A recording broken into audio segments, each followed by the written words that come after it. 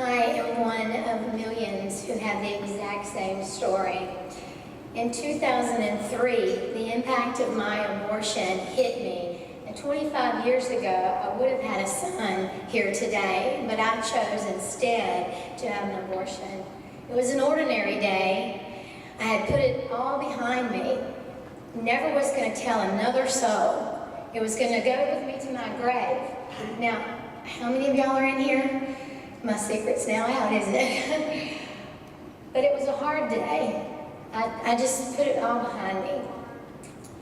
And I got saved in 2003, and I began to understand and learn what that firm foundation of Jesus Christ does for you. And I was standing downstairs doing a load of laundry, just a normal everyday thing, when the impact of that abortion hit me. I fell to my knees, and I looked up and I said, "Please forgive me, God. Forgive me, baby. I did not mean to do that. I didn't know what I was doing." See, I was 15. And I walked into a clinic, and in that clinic, I was given a pregnancy test. And when it became positive, they said, "Would you like to have an abortion?" If someone, anyone, would have shared the love of Jesus Christ to me by taking my hand, by telling me the options that I had before me. If I couldn't parent, somebody would adopt my child. If I wanted to parent, somebody would have helped me along the way, through the pregnancy, after the pregnancy. If someone would have most importantly made it become real to me, because when you're that young and you hear that you're pregnant, but you don't really realize it. If someone would have shown me this,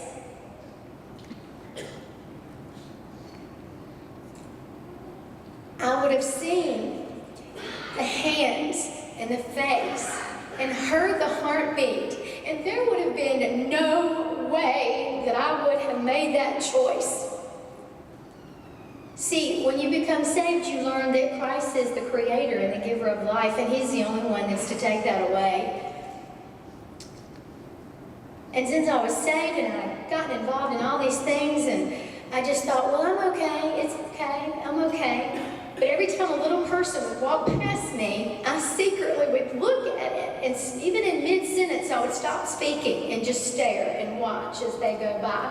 And I would wonder, is that what he would look like? Would he smile like that? How can I have a birthday? How can I eat? How can I just go on knowing what I did? No one will ever love me. No one should love me. How could God love me? But I learned he does, and he forgives. All you have to do is ask. Well, in 2008, I was asked to speak about my abortion publicly at a local church. And at that church, they were teaming up with Salem Pregnancy. Now, I knew nothing about Salem Pregnancy. And so I went, I spoke my little 5-minute thing I was supposed to say, and afterwards, Jennifer Fogel, who works there, came up to me, and Tanya was there also, and said, "Would you pray about volunteering with our organization?" And I said I would. And I walked in to meet her. I went to meet her in the thing, and she told me I had to fill out an application. And I'm going to read you one of the questions on here. It says, briefly give your testimony. So I put, parents divorced when I was 2 years old, dyslexic, uneducated, sexually abused, abandoned, abortion, married, 2 miscarriages, 1 premature baby with multiple health problems, arrested, community service, husband arrested for drugs and alcohol. We went through 5 rehabs, after which he went to prison, divorced, lost everything, homeless, remarried, 2 stepchildren, went to church, reborn, now live an abundant life in his service. And I thought I was okay. So it turns I'm doing prison ministry, I'm this, and this. See, the one area that I'd been asked to go into was dealing with young girls in pregnancy.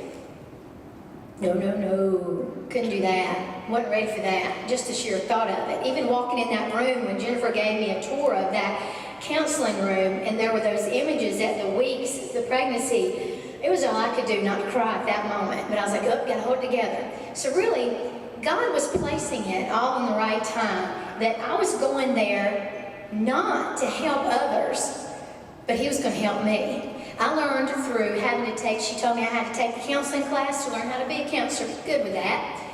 Oh, wait a minute. You also have to take a class for someone who's had an abortion, because you can't go in a counseling room and be on the floor crying about your abortion and help somebody else. So, which is very true.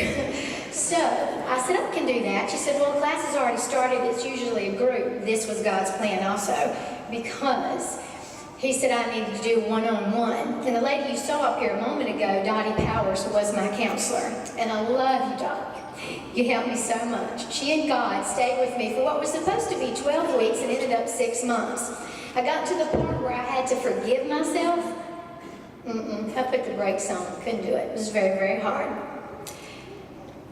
It took me a while to get through that. But what I learned from Salem pregnancy, from God's love, and from Dottie's help, is that I'm no better than God is.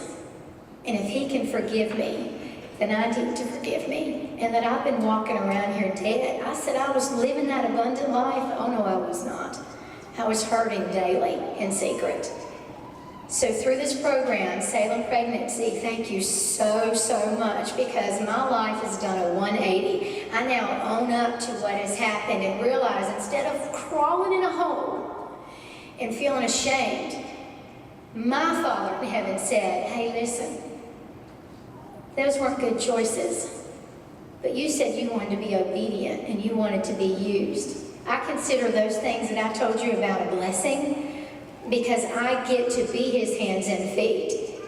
And I get to help people just like me, who've gone through all these circumstances, see Jesus and become saved.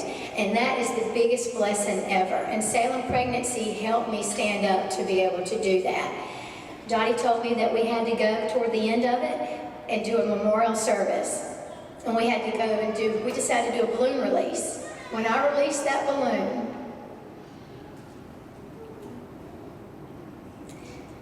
I put closure. I put a face. I put a name. No longer do I look for my son's face in the face of everyone else's child, because I know he's in heaven. And every time, even tonight, I named him Delane. This is for you. I'm standing up hoping that if you're out there, you know somebody, you would tell them that abortion is not a means to an end. It's not. It's a means to a horrible beginning that will taunt you and haunt you and rob you of the wonderful, abundant life that God wants you to have. But the good news is I will see my child in heaven. And he's up there smiling down at me right now going, go, Mama.